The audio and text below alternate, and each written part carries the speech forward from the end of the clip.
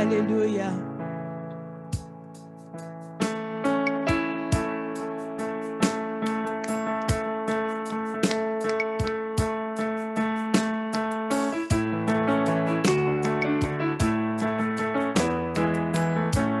Si vous êtes assis chez vous, je vous invite à vous lever et nous allons célébrer le nom de Dieu. Alléluia.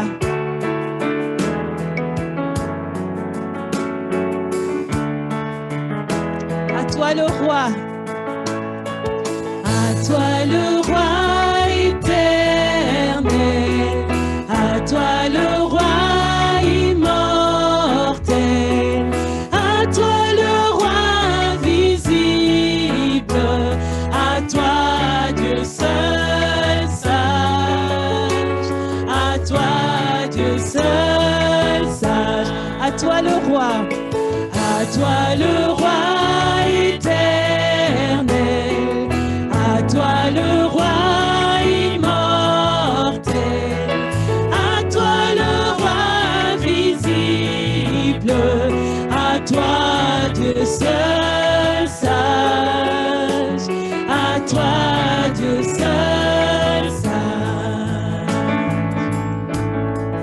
Oh, à toi le roi, toi louange et honneur, louange et honneur et gloire. À toi le roi, toi louange et honneur et gloire. Oh, qu'il en soit ainsi à jamais. Amen. À toi le roi éternel, à toi le roi immortel, à toi le roi visible, à toi Dieu seul sage, à toi Dieu seul, à toi le roi éternel, à toi le roi éternel, à toi le roi immortel, à toi le roi visible, à toi Dieu seul sage, à toi, il est le seul sage. Alléluia. Oh, à toi le roi, toi louange et honneur, louange et honneur et gloire. À toi le roi, toi louange et honneur et gloire. À jamais. Amen. Oh, à toi le roi. Oh, à toi le roi. Toi louange et honneur, Seigneur. Honneur et gloire. À toi le roi. Toi louange et honneur et gloire. À jamais. Amen.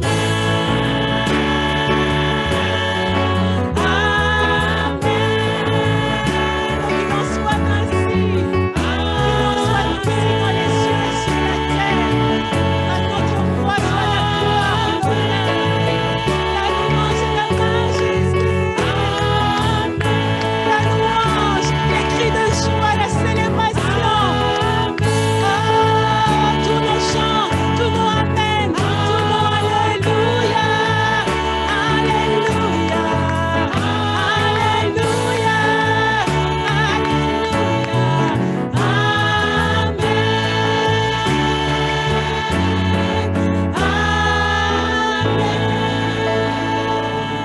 Alléluia. À notre roi soit la gloire, éternel digne. Tu es digne que l'on te célèbre, Seigneur. Oh, que tout ce qui respire loue l'Éternel. Alléluia. Alléluia. Alléluia. Alléluia. Ouh, à toi le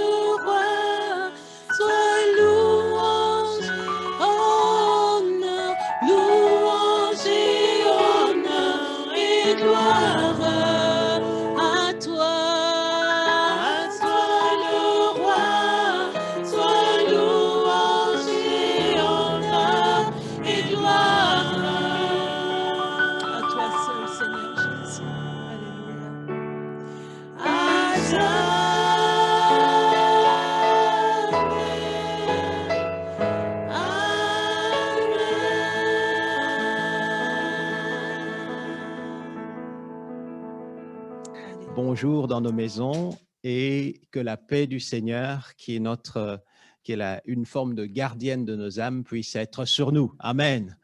Alors, je remercie beaucoup le groupe de louanges, mes sœurs qui sont là. Est-ce que si je sais que nous ne nous entendons pas, nous pouvons quand même les acclamer. Si vous qui avez la caméra ouverte, bénissez nos bien-aimés, la musique, la technique, que Dieu soit loué. Et tous les héros qui sont dans l'ombre, comme on dit, qui ne sont pas présents.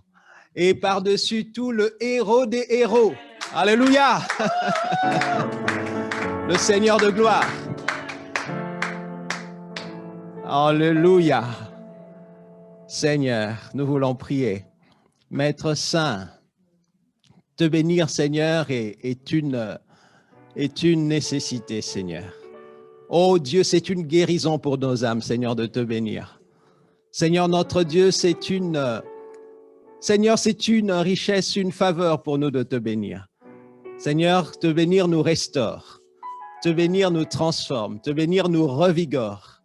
Te bénir, Seigneur, nous encourage. Te bénir nous guérit, Seigneur. N'est-ce pas, Seigneur, au milieu de tes louanges que tu sièges, des louanges de Dieu. Dieu siège au milieu des louanges de son peuple. Nous bénissons ton nom, Seigneur. Élevé sois-tu, Seigneur, toi qui, ô Dieu, dans tous les temps et dans tous les siècles, Seigneur, aime étendre ton règne, Seigneur. Et tu fais toutes choses pour la gloire de ton nom. Le nom de l'Éternel est bon, nous le sanctifions en ce lieu, nous le bénissons. Nous savons que l'Éternel des armées, qui est notre Créateur, est avec nous. Nous voulons, Seigneur, te dédier ces moments. Seigneur, mon Dieu, te les donner comme un cadeau, mon Dieu, mais aussi comme un parfum, Seigneur notre Dieu. Comme un couronnement, Seigneur, fleuri, Seigneur notre Dieu. Comme une table bien garnie, Seigneur, avec les meilleures choses que l'on peut y poser. Seigneur Dieu Tout-Puissant, reçois favorablement l'expression de nos cœurs. Tu es le Dieu digne de louange et d'adoration. Que ton nom soit sanctifié au milieu de ton peuple, Seigneur. Que rien, Seigneur, ne vienne perturber ce temps.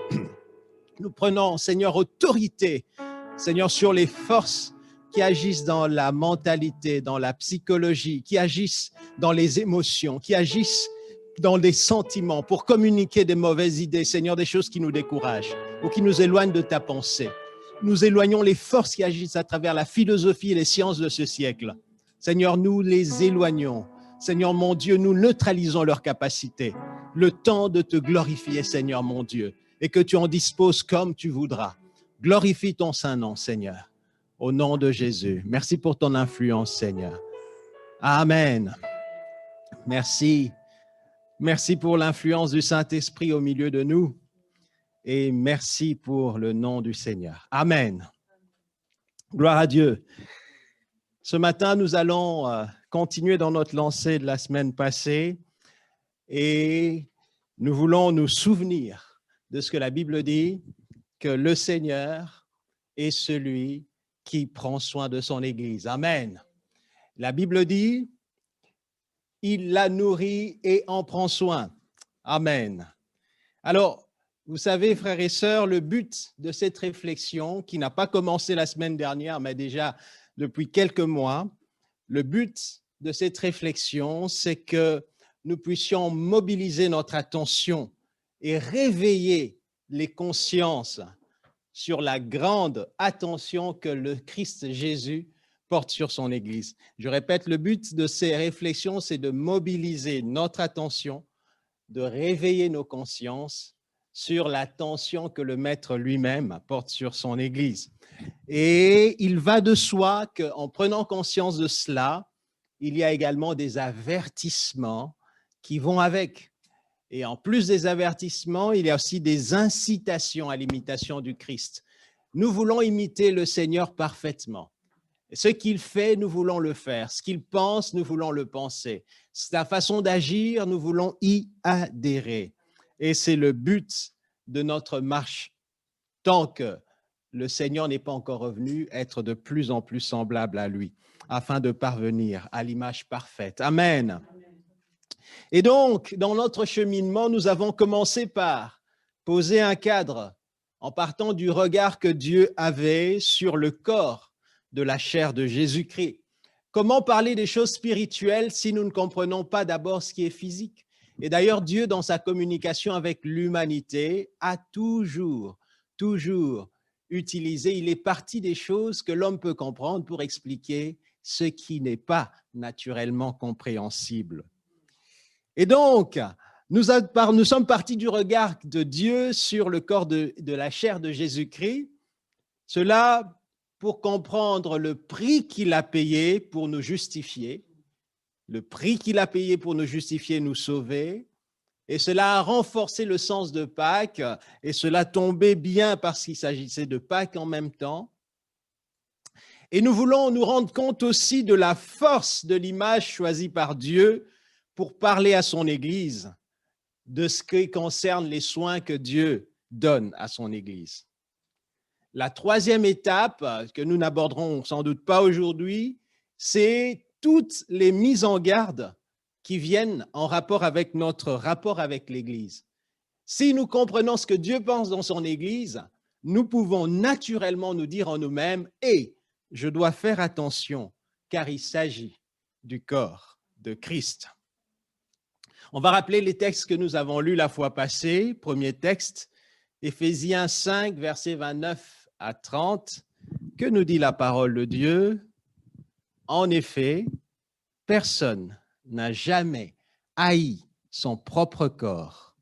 Au contraire, il le nourrit et en prend soin. Suivant la suite, comme le Christ le fait pour l'Église, car nous sommes membres de son corps. Amen, alléluia.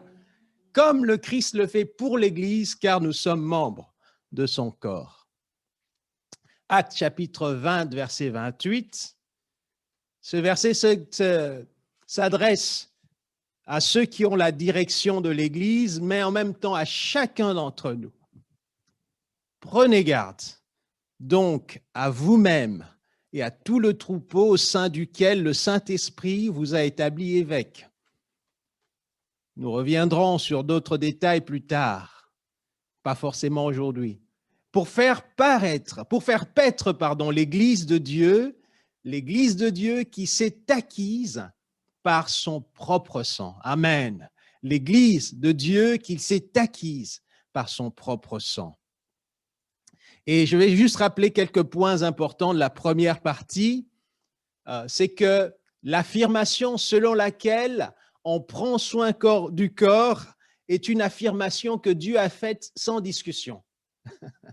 Dieu, par la bouche de Paul ou par l'écrit de Paul, là, ne pose pas de questions, ne nous demande pas notre avis. Il est en train d'énoncer que le principe qu'il a créé selon qu'il est le Dieu créateur parfait, c'est que chacun aime son corps et qu'il en prenne soin.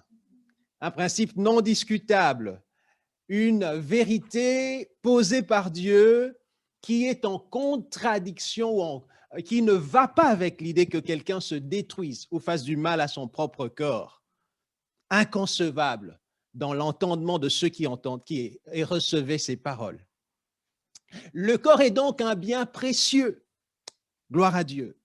Et nous avons dit que le Christ Jésus n'a jamais haï son propre corps. Le Christ n'a jamais haï son propre corps. Il a d'ailleurs fallu qu'il soit revêtu d'un corps pour l'accomplissement de sa mission. Hébreux 10.5 le dit clairement. Il est évident que Christ avait mis un programme pour préserver son corps jusqu'au moment ultime qui était le moment pour racheter nos âmes, Golgotha. Dieu a pris soin du corps de Christ pendant sa vie, pendant sa mort même, et à la résurrection, ainsi qu'à l'ascension et à l'élévation, la glorification. Et donc, donner ce corps en souffrance était l'expression pour Dieu d'un grand sacrifice. Et donc, Christ lui-même a démontré que le corps était important parce que pendant sa vie, il a agi pour favoriser des corps bien portants. Il a guéri, il a nourri, et même lui-même, il s'est reposé, il s'est nourri, il a pris soin de son corps. Amen. Nous avons dit qu'aucun corps, depuis que l'humanité existe, n'a eu la même valeur que le corps de Jésus-Christ. Et nous avons vu la haute valeur qui est telle que personne ne donnera quelque chose en échange de son âme. L'importance du corps de Christ, alléluia, fait la puissance de la croix. Le corps le plus important. Pourquoi? C'est le seul corps dans lequel Dieu s'est incarné. Hein? Alléluia. Le seul corps qui a suffi à payer la dette de toute l'humanité. Et donc, ce corps, très important, Dieu nous dit, il nous dit, en posant son principe universel, mais qui est le principe divin, c'est que personne ne néglige, ne haït son propre corps, mais au contraire, ne hait son propre corps, mais il la nourrit et en prend soin. Dieu de même prend soin de l'Église du Seigneur. Le corps de Christ, valeur incomparable, traité avec la plus haute attention des cieux, traité par les meilleurs soins du Fils de Dieu lui-même, du Créateur de l'univers. Ce corps, merci Seigneur, est la comparaison choisie par Dieu pour décrire comment il s'occupe de son Église. Sujet de joie, amen. Dieu compare ses soins à la façon de s'occuper de son Église. Merci Seigneur. Alors, frères et sœurs, face à cette réalité, nous ne pouvons que nous prosterner devant le Seigneur. Nous ne pouvons que nous dire, Seigneur, tu es bon à notre égard. Parce que c'est une promesse qui exclut la différence de traitement entre le corps porté par le Christ et l'Église. C'est une affirmation qui exclut la différence de traitement. Et ça, c'est formidable. Ça, c'est incroyable. Donc, l'attention que Dieu portait sur le corps de Christ, sur lequel étaient centrés tous les enjeux du salut, à chaque instant, le ciel était aux aguets sur ce qui arrive sur Christ. Pendant sa mort, la même attention, à la résurrection, la même attention, et c'est cette attention-là, frères et sœurs. Dieu l'a en permanence sur nous. Dieu a les yeux ouverts en permanence sur l'Église. À chaque instant, à chaque respiration, à chaque temps de la vie.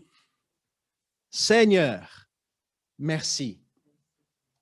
La Bible nous dit que Jésus-Christ est l'image visible du Dieu invisible, Colossiens 1,15. La Bible nous dit qu'il est l'empreinte de sa personne ou l'empreinte de sa substance dans Hébreux 1,3. L'empreinte, la marque, ce qui est sa trace, la trace de Dieu. Vous voulez comprendre la trace de Dieu dans l'univers? Tout ce qui manifeste la puissance et la réalité de Dieu nous renvoie à Christ. Ça, c'est formidable. La Bible dit qu'il est le mystère de la piété. Dieu fait chair, manifesté en chair, vu des hommes, cru dans le monde, prêché dans le monde, élevé dans la gloire. Toutes ces choses que nous avons déjà dites. La Bible enseigne que son corps a été transformé, son corps a été glorifié. Alléluia. Lors de la résurrection. Et la Bible nous dit que devant lui se prosternent, devant le Christ se prosternent les gloires et les vertus. Vous connaissez ce passage dans Actes chapitre 7, versets 55 à 56. La Bible nous dit que pendant que Étienne était lapidé, il fut rempli d'Esprit Saint, fixa les regards vers le ciel et vit la gloire de Dieu et Jésus debout à la gloire de Dieu. Et il dit ceci, Étienne, voici, je vois les cieux ouverts et le Fils de l'homme debout à la droite de Dieu. Je vois le Fils de l'homme debout à la droite de Dieu. Les mots utilisés par Luc dans les actes sont forts. Il n'a pas dit « je vois le Fils de Dieu debout à la droite de Dieu ». Il a dit « je vois le Fils de l'homme debout à la droite de Dieu ». Cela veut dire que je vois ce corps qui a été exalté, qui a été glorifié, qui est monté et qui est dans les lieux très hauts. Celui qui a porté un corps, il est là. Nous savons que Dieu est esprit, n'est-ce pas? Et le mystère de la piété est en Christ. Parce qu'en Christ, Dieu est apparu. Dieu est visible. Dieu a été « dans un corps semblable au corps de l'homme ». Et cela est extraordinaire. Et la Bible nous dit que celui-là, Dieu qui habite une lumière inaccessible, 1 Timothée 6, 14 à 16, se fait celui qui habite une lumière inaccessible, Dieu, que nul n'a vu ni ne peut voir. À lui appartiennent l'honneur et la puissance au siècle des siècles. Amen. Mais la Bible nous dit que, à partir au verset 15 du 14 du même chapitre, jusqu'à l'apparition de notre Seigneur Jésus-Christ, que manifestera en son temps le bienheureux et seul souverain, le roi des rois, le Seigneur des seigneurs, à qui seul appartiennent l'immortalité, qui habite une lumière inaccessible que nul ne peut voir. Dieu habite une lumière inaccessible, mais ce qui s'est passé en Christ, et c'est quelque chose d'extraordinaire, c'est que la lumière inaccessible, ça c'est fort. Vous entendez le mot lumière, mais la Bible dit que cette lumière-là est inaccessible, elle est invisible. Mais cette lumière qui est inaccessible se fait visible, se fait perceptible, on peut rentrer en contact avec grâce au Christ. Magnifique. Amen. La Bible nous dit dans 1 Jean chapitre 2, verset 3 par son verset 2, que tel il est, tel nous serons. Bien-aimés, nous sommes enfants de Dieu, et ce que nous serons un jour n'a pas encore été révélé. Mais nous savons que lorsque le Christ paraîtra, nous serons semblables à lui, parce que nous le verrons tel qu'il est. Amen. Église, les enfants de Dieu seront semblables à lui. Est-ce qu'on peut imaginer la tension que Dieu peut porter sur des êtres qui vont être semblables au Christ? Est-ce qu'on peut imaginer l'énergie que Dieu peut mobiliser afin que des êtres qu'il a choisis puissent être semblables à son Fils? Église, nous sommes, alléluia, nous sommes dans le dessein bien pensé de Dieu. Ne négligez pas votre position. Nous sommes dans le dessein bien pensé de Dieu. Ce qui est sûr, c'est que les mots des hommes, merci Seigneur pour cela, pour cette position de l'Église, par rapport au corps de Christ que nous sommes et par rapport au corps de Christ lui-même, personnel, nous savons que les mots des hommes ne peuvent décrire et définir. Nous ne pouvons pas trouver les justes mots. Je ne sais pas en quelle langue on peut trouver ou par quelle intelligence on peut expliquer ces choses. Lorsque Dieu parle du corps personnel de Christ, mais nous savons que c'est une réalité et nous savons qu'un jour nous verrons cette réalité.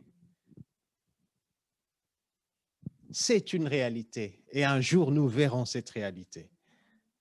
Amen. Je vais demander à mes amis de la technique si le micro ici, je peux le garder toujours. Très bien, merci. Si la promesse d'Éphésiens 5, 29 exclut la différence entre le traitement la différence de traitement entre le corps porté par Christ, le Fils de Dieu et son Église, bien sûr, comme nous l'avons dit, cela nous remplit de crainte et de tremblement. Et nous disons comment une entité peut être traitée comme Dieu se traiterait lui-même. Et si c'est ainsi, c'est qu'il y a des implications qui changent le cours naturel des événements. Si une chose peut être traitée comme Dieu se traite lui-même, c'est que dans la vie quotidienne, c'est que dans les choses qui se passent au jour le jour, il y a des implications qui changent le cours naturel des événements. Ça veut dire que pour ces gens-là, ça veut dire que pour cette entité-là, les choses de la vie quotidienne n'ont pas les mêmes débuts, les mêmes quotidiens et les mêmes lendemains que tout le monde. Ça veut dire que Dieu est en train de faire des choses, visibles ou invisibles, il les fait. Et il les fait pour le bien de ceux qui sont à lui. Amen. Rien sur la terre n'est aussi lié à la personne de Christ que l'Église. Frères et sœurs, rien n'a la même valeur que l'Église de Jésus-Christ sur la terre. Rien. Ne nous méprisons pas. Ne soyons pas humbles à l'excès. Là, Dieu ne nous demande pas d'humilité. Il nous demande de saisir. Amen. Là, Dieu nous dit, vous avez une position. Amen. Gloire à Dieu. C'est ce que vous êtes, non pas collectivement, non pas parce que c'est tout le monde. C'est parce que c'est ce que nous sommes personnellement. C'est ce que vous êtes, maman, personnellement. Je veux dire aux mamans africaines, c'est ce que vous êtes, maman, personnellement. Je veux dire à nos jeunes gens, c'est ce que vous êtes, jeunes gars, personnellement. C'est ce que tu es, élève dans cette école où tu as l'impression que tu n'es pas le plus beau. Dieu te dit que les implications du fait qu'il te traite comme s'il se traitait lui-même sont grandes dans ce milieu-là. Si on te méprise, crois-moi, Dieu, lui, est en train de faire des choses que tu ne vois pas. Ça signifie que ta santé le préoccupe. Alléluia. Ça signifie que ta réussite le préoccupe. Ça signifie que tes rapports avec ton entourage préoccupent le Seigneur. Ça veut dire que Dieu est constamment rivé sur toi. Dieu est constamment tourné vers toi. Dieu est constamment avec sa main sur toi. Je dis merci Seigneur. Le Christ, il est la richesse et l'exaltation des croyants. Alléluia. Le Christ est la richesse et l'exaltation des croyants. Le Christ, l'exaltation, il est celui qui nous porte au plus haut niveau de mérite. Le Christ, il est celui qui nous fait asseoir dans les lieux très grands. Le Christ, il a fait ce que l'on peut faire d'un malheureux, d'un abandonné, d'un SDF, de ceux qu'on appelle en Belgique personnes du quart-monde, de ceux qui sont oubliés, qui vivent dans des taudis. Le Christ, même si on n'a rien, il nous donne une position élevée.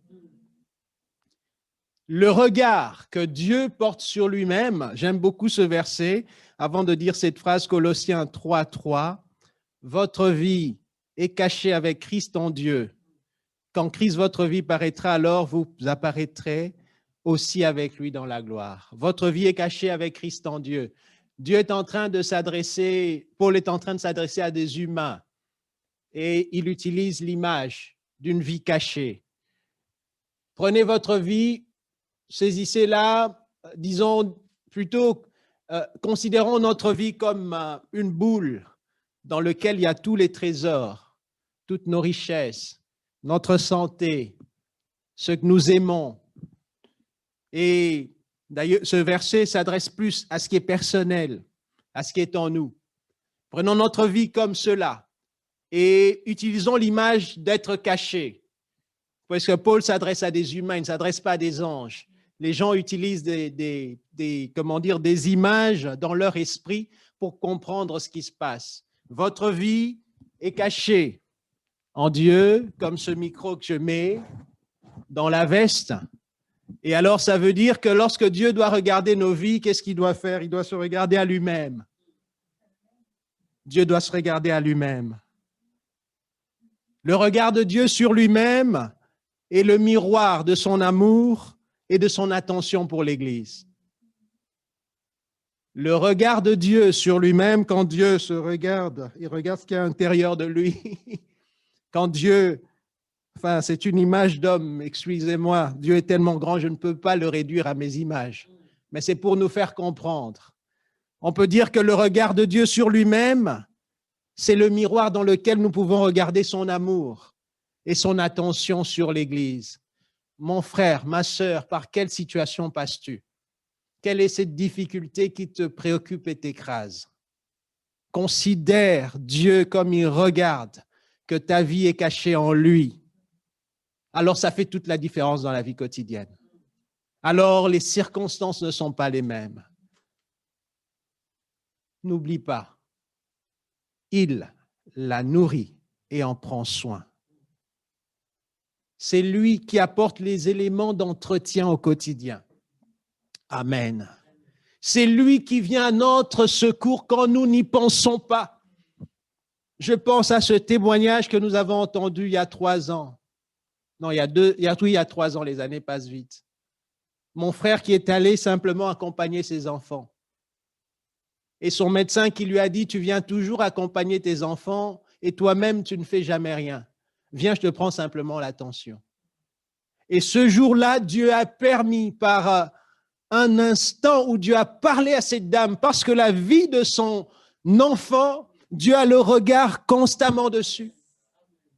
Et on a découvert ce qui se passait et Dieu a permis quelque chose d'extraordinaire. Des implications qui changent le cours naturel des événements, mes frères et mes sœurs. Et Dieu le fait toujours, même quand nous ne l'entendons pas, même quand nous ne le voyons pas. Frères et sœurs, Dieu le fait toujours. Il est l'initiateur, il est le moteur de votre grâce. Amen. Regardons notre monde. Des dirigeants ont acquis de grandes réputations, souvent par la manière dont ils se sont conduits par rapport à ce qui était la cause qu'ils défendaient, par rapport à ce qui était leur responsabilité. Vous connaissez tous cet homme qu'on a appelé dans son pays Madiba. Ça veut dire père, papa. Tout le monde l'a appelé papa. C'est comme s'ils étaient nés à nouveau par lui. Leur vie avait été changée par lui. Il s'agit de Nelson Mandela. Un homme dont la réputation s'est accrue par la façon de se conduire par rapport à sa cause. Lui, il n'est peut-être pas dans la foi. Je ne connais pas sa vie spirituelle. Je ne sais pas comment il a vécu. Mais pensons à Martin Luther King. Qui aujourd'hui qui ne connaît Martin Luther King? Ce qui est étonnant, c'est que dans ce pays où sa vie a été massacrée, il y a même un jour férié dédié à cette personne. La réputation de cet homme a grandi suite à sa façon de se conduire par rapport à sa cause. Vous en connaissez encore d'autres comme ça dans l'humanité, qui ont porté tellement l'idéal dans lequel ils croyaient haut qu'ils ont laissé des traces dans l'histoire.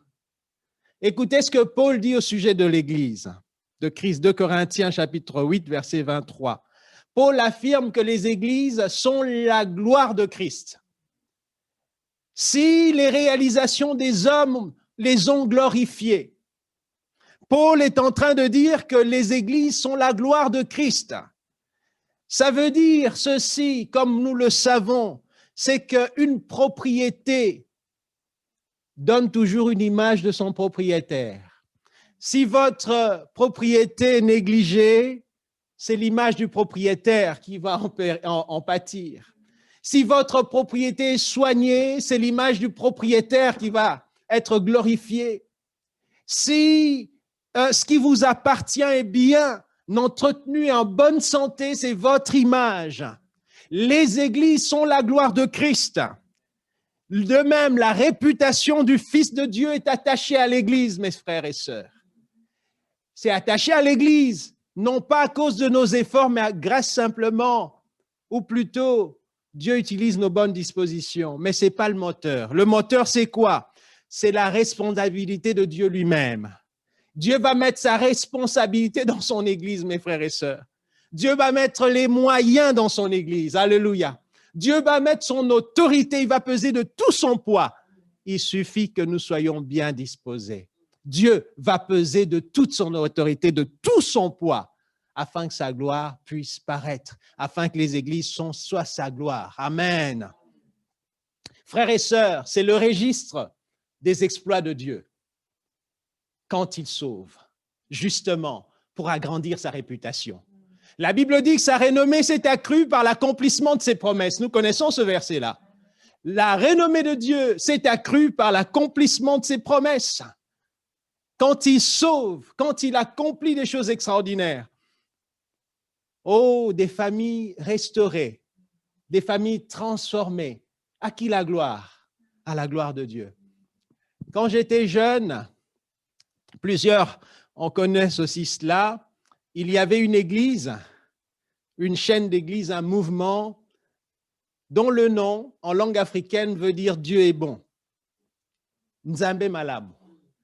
Au fait, Dieu est bon. Ce mouvement est né sous l'impulsion de l'évangéliste Osborne. Et Dieu a fait des choses extraordinaires. Je me souviens des transformations. Je me souviens qu'il y avait des gens qui étaient versés dans le spiritisme, dans le satanisme, qui changeaient et qui témoignaient de la gloire de Dieu. Je me souviens qu'il y avait des alcooliques qui changeaient de vie. Je me souviens qu'il y avait des délinquants qui abandonnaient le banditisme pour venir à Christ. Et mes frères et sœurs, ça ne laissait indifférent personne. La gloire de Dieu était manifeste parce que Dieu avait mis les moyens dans l'Église. Dieu avait mis son poids dans la responsabilité. Il y avait des miracles, il y avait des guérisons. Il y avait des transformations et Dieu a été élevé. Je me souviens d'un frère qui a été changé par le Seigneur. Et ce frère, on s'est entretenu avec lui ici à Jean-Blou. Il a dit qu'il était tellement dans une vie pervertie avant que quand il est venu à Christ, il a dit « Jésus m'a retourné comme une crêpe ». Alléluia. Et ce qui est paradoxal, c'est qu'il dit « Dieu m'a tellement changé que ma propre femme qui se fatiguait de mes méconduites, j'étais tellement changé qu'elle a été effrayée au point de dire, enfin, elle était elle-même loin du Seigneur, elle avait peur de ce nouveau changement, mais le frère était radicalement changé. Jésus, je me souviendrai toujours de cette phrase, Jésus m'a retourné comme une crêpe. Question de gloire et de réputation pour notre Seigneur. En effet, personne n'a jamais haï sa propre chair. Au contraire, il le nourrit et en prend soin comme le Christ le fait pour l'Église. Si nous voyons quelqu'un qui se laisse aller, nous allons dire qu'il se néglige. Si nous voyons une dame qui se laisse aller, certaines auront pitié d'elle. Si nous avons un monsieur malpropre sur lui, on va se dire qu'il y a certainement un problème. Mais, sachez-le, notre Seigneur tient sa réputation. Alléluia. Qui le croit, je le crois. Non, pas seulement je le crois, la Bible le dit. Amen. Et frères, si vous ne le croyez pas, ou si vous le croyez déjà, ayez-en la certitude. Comme le soleil éclaire le jour, ayez cette certitude-là. Le Seigneur prend soin de son Église, de son peuple. Amen. Si vous en doutiez, croyez-le. Amen. Si vous l'ignorez, sachez-le. Recevez l'information aujourd'hui. Dieu prend soin de son Église. Dieu prend soin de vous personnellement. Alléluia. Et en plus, celui qui prend soin de nous est parfait. C'est le point suivant. Celui qui prend soin de nous est parfait. Nous avons parfois, nous humains, de bonnes intentions, mais nous n'avons pas toujours les moyens de notre réussite. Mais sachons que Dieu a les bonnes intentions et il a aussi les moyens de sa réussite.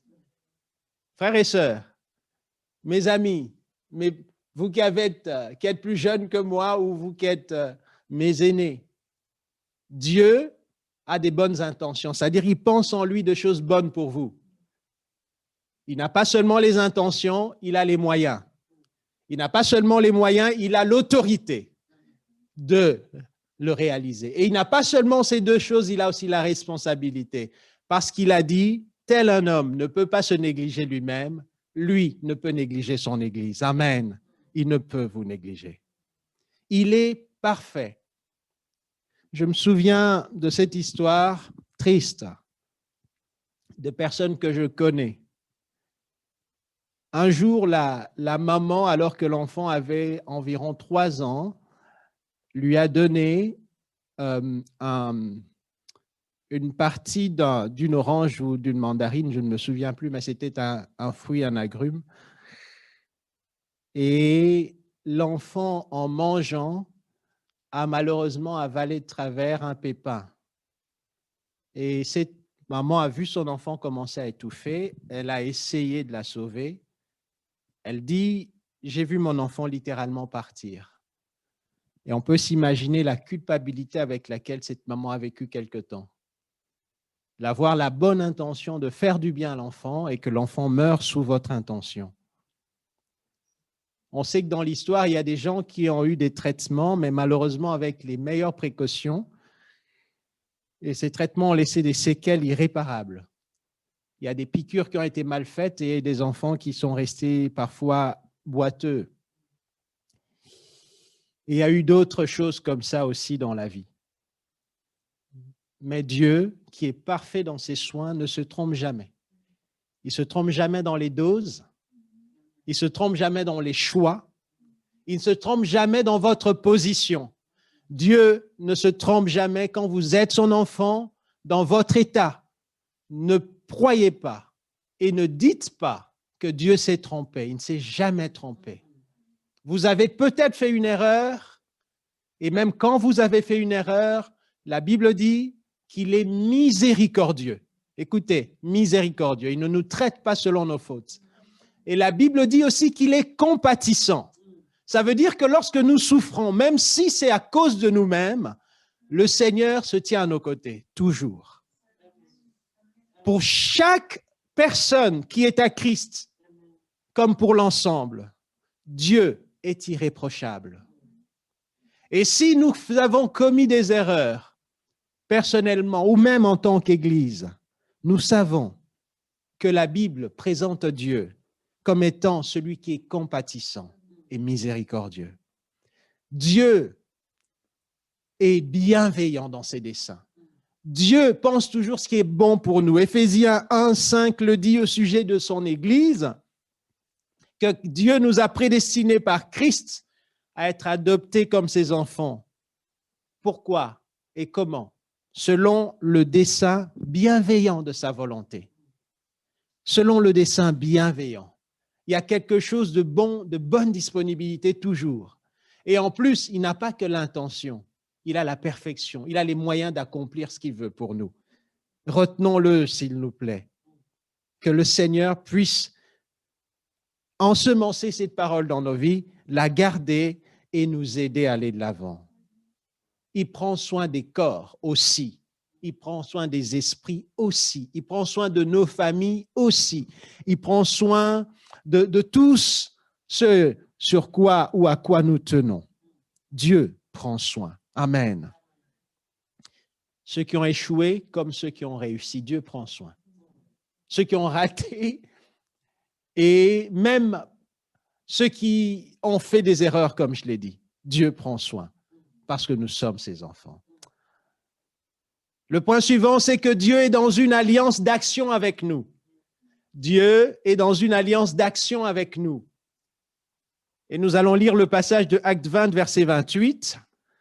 Dieu, dans une alliance d'action, la nouvelle alliance, alliance du sang, comme le Christ le dit,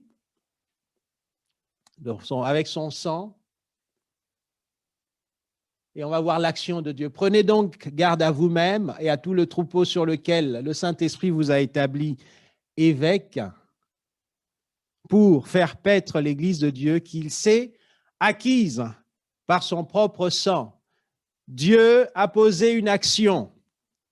Et mes frères, Dieu a agi en posant des actions de maturité.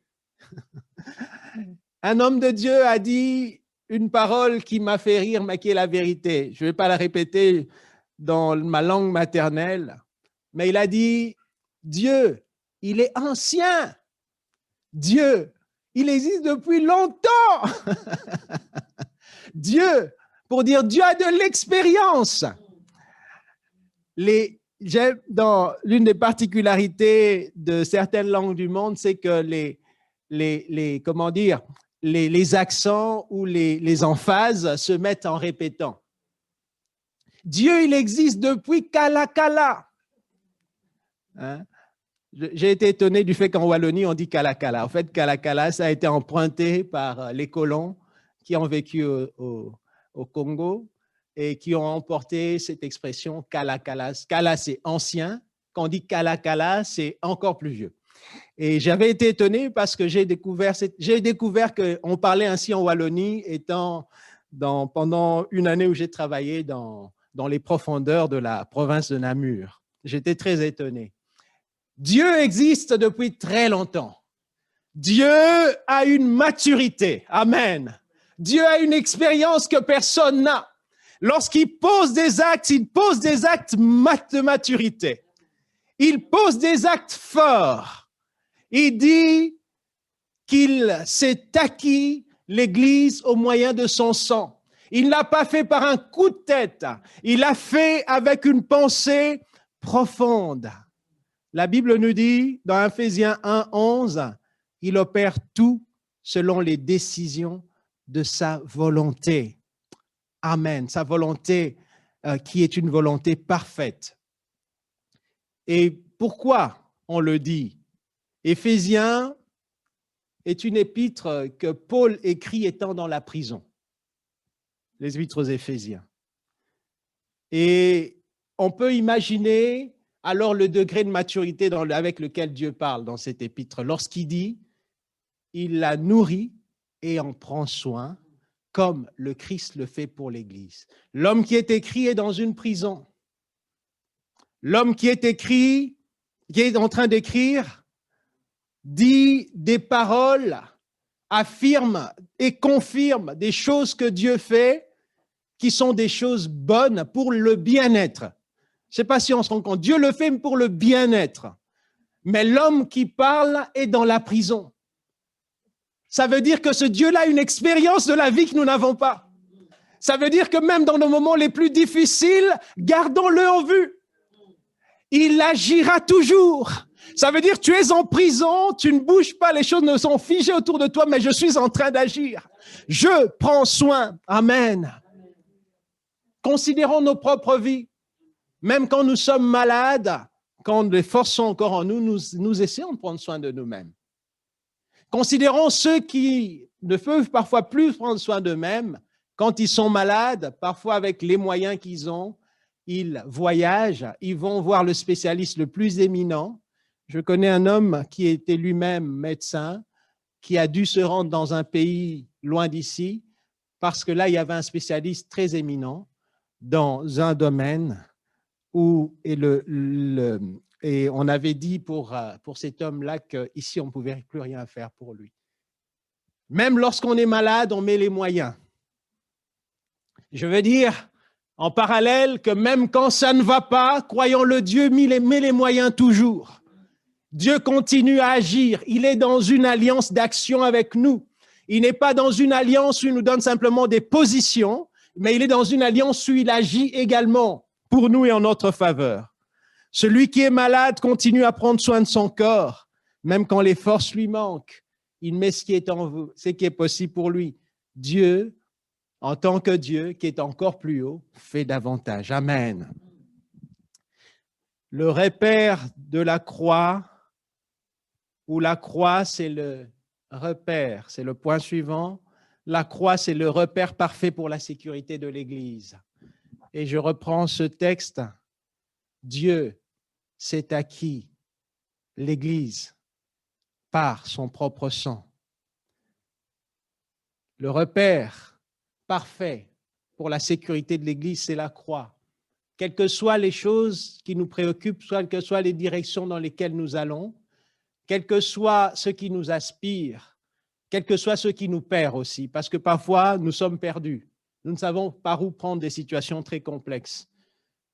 Lorsque l'enfant est malade et qu'on ne voit pas l'issue, lorsque l'enfant ne vient pas, malgré les années et les choses que l'on fait, malgré la médecine, etc. Parfois, on a l'impression qu'on n'a plus, on ne sait plus où aller, lorsque ça ne va pas.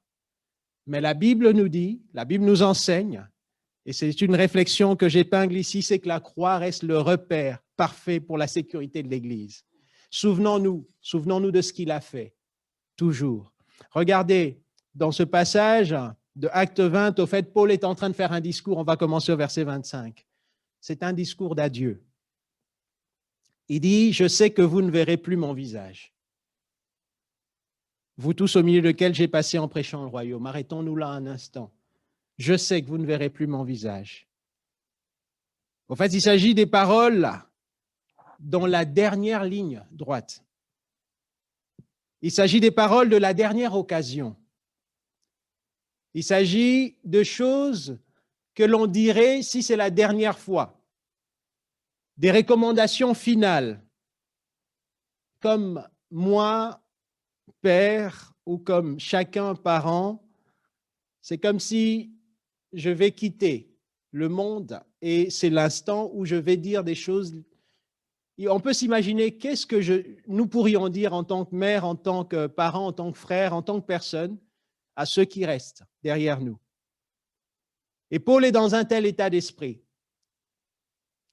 Si je n'existe plus l'instant d'après, qu'est-ce que j'aimerais que mon époux, mes enfants, mon épouse, mes enfants, ceux qui me sont chers, gardent, entendent, qui va les aider pour leur sécurité?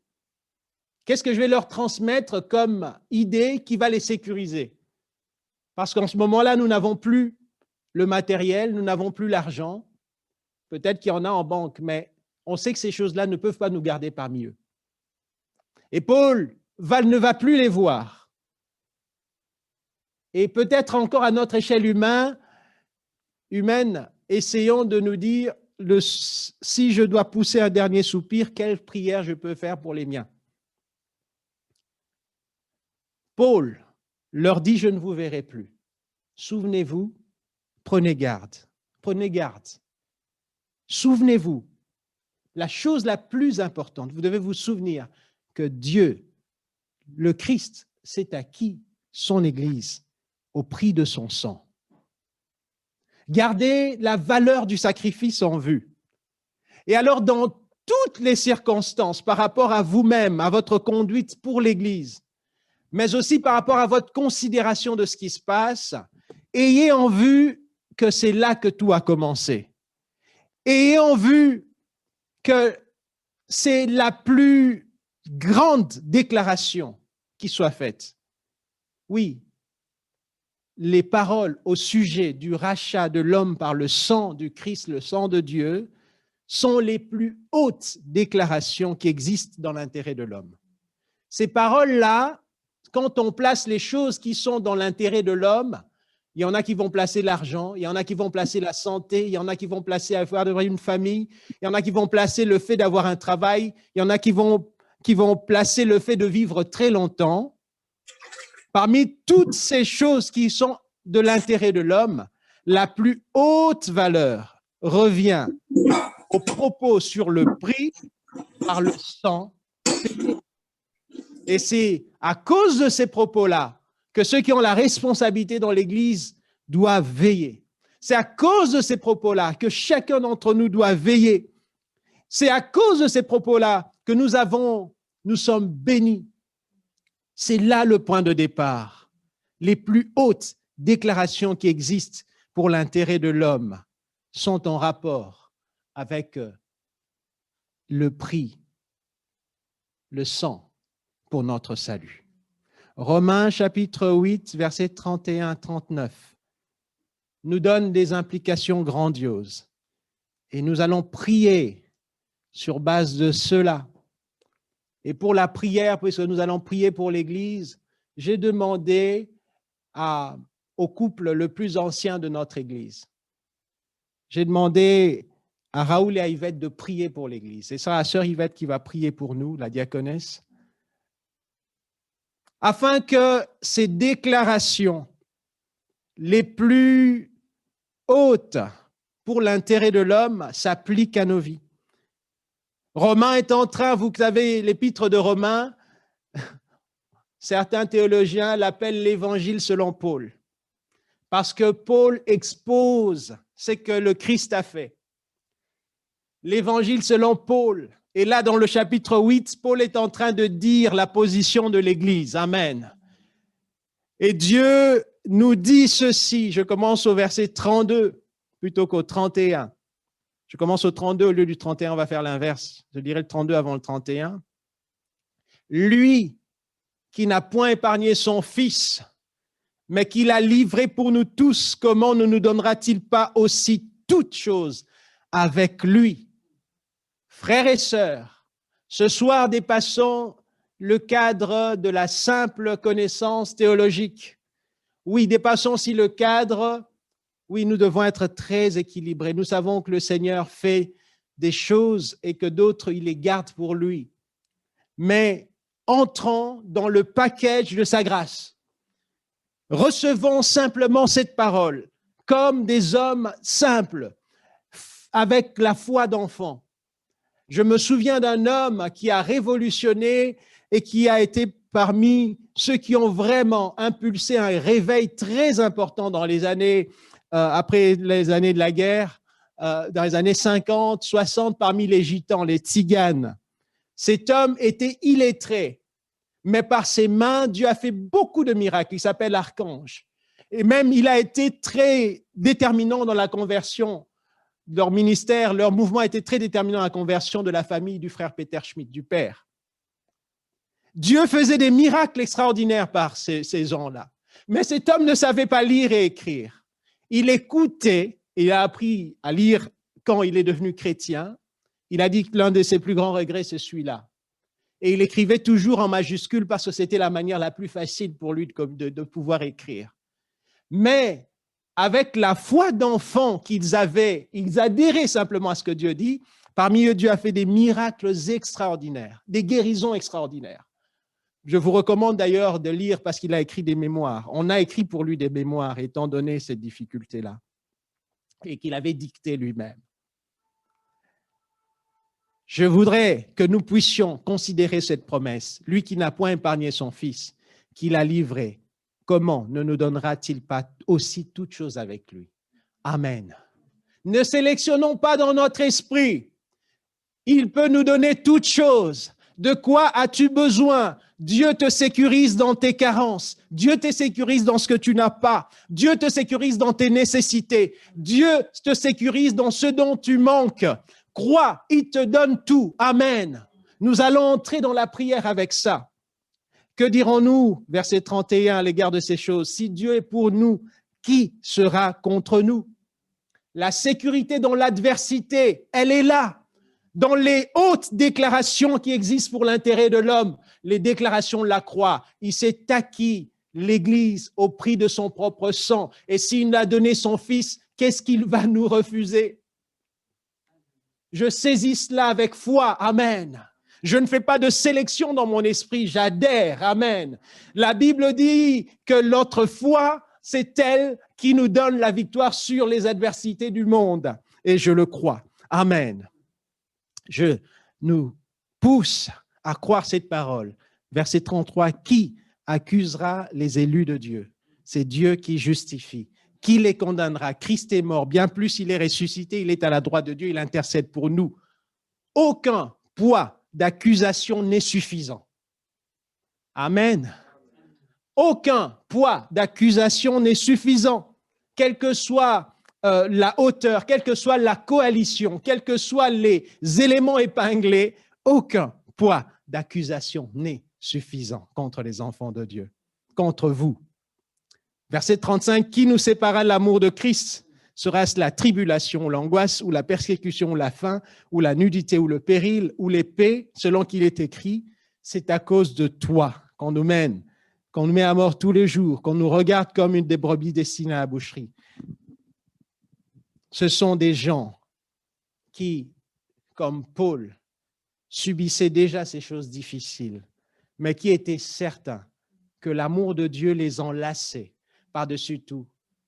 L'amour de Dieu, c'est comme un film plastique autour d'un savon de Marseille qu'on vient d'acheter.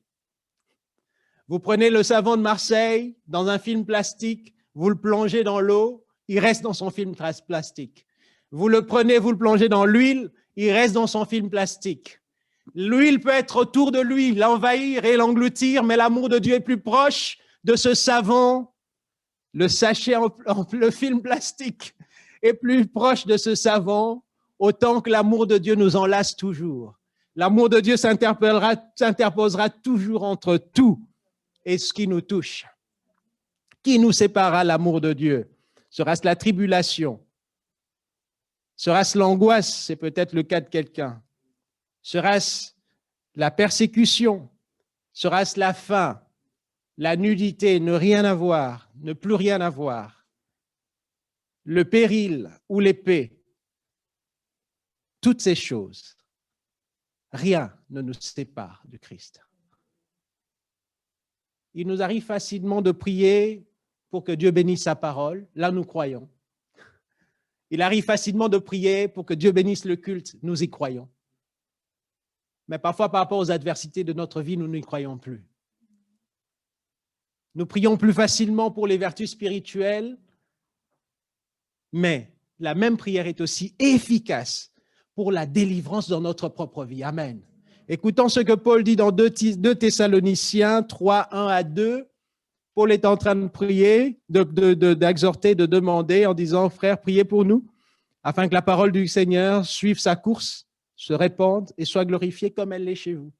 Bonne prière que tous les spirituels feront. » Il dit aussi « Priez afin que nous soyons délivrés des gens méchants et mauvais. » Et ça, c'est aussi une prière que Dieu exauce. Amen. Dieu te délivrera, toi qui le sers, toi qui crois qu'il bénira son Église, toi qui crois qu'il bénira ses actions, il te délivrera aussi dans ta vie personnelle contre la méchanceté des hommes, contre les adversités. Verset 37, mais dans toutes ces choses, nous sommes plus que vainqueurs par celui qui nous a aimés, car j'ai l'assurance que ni la mort, ni les anges, ni les dominations, ni les choses présentes, ni les choses à venir, ni les puissances, ni la hauteur, ni la profondeur, ni aucune autre créature ne me séparera de l'amour de Dieu manifesté en Jésus-Christ notre Seigneur. Car Dieu s'est acquis son Église au prix de son sang. Amen. C'est pourquoi nous saisissons la libération des puissances de ténèbres, basée sur la promesse de Dieu. N'attendez pas forcément qu'on vous impose les mains. Vous sentez une adversité démoniaque dans votre vie, vous avez déjà la délivrance. Parce que le Christ a payé le prix et qu'il a dit que rien ne peut vous séparer de son amour. J'aime ces choses, ni les choses présentes, ni les choses à venir. Ça veut dire que le futur n'échappe pas non plus à cette bénédiction. Que crains-tu pour demain?